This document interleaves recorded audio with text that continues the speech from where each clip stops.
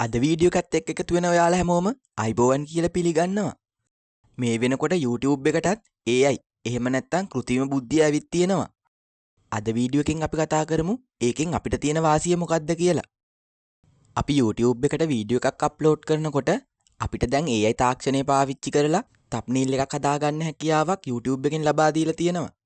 අපි බලමු කොහොමද මේක කරන්නේ කියලා.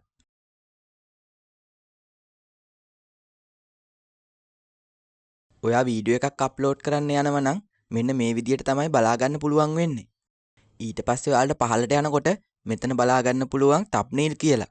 upload file කියලා තියෙනවා. එතන auto generated කියලා තියෙනවා.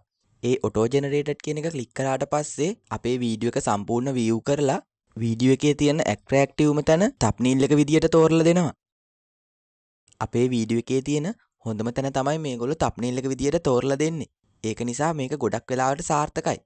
හදපු එක හරියන්නේ නැත්නම් ඔයාලට ආයෙත් එකක් ජෙනරේට් කරගන්න පුළුවන්. මේ විදියට ජෙනරේට් කරන thumbnail එක ඔයාලට සෙට් වෙන්නේ නැත්නම් ඔයාලට හදාගත් thumbnail එකක් මේ upload file කියන තැනින් ඇඩ් කරගන්න පුළුවන්. thumbnail හදන්න දන්නේ නැති කෙනෙක්ට වුණත් views වැඩි කරගන්න මේක පාවිච්චි කරන්න පුළුවන්. ඔයාලගේ වීඩියෝ වලටත් මේ විදියට try කරලා බලන්න.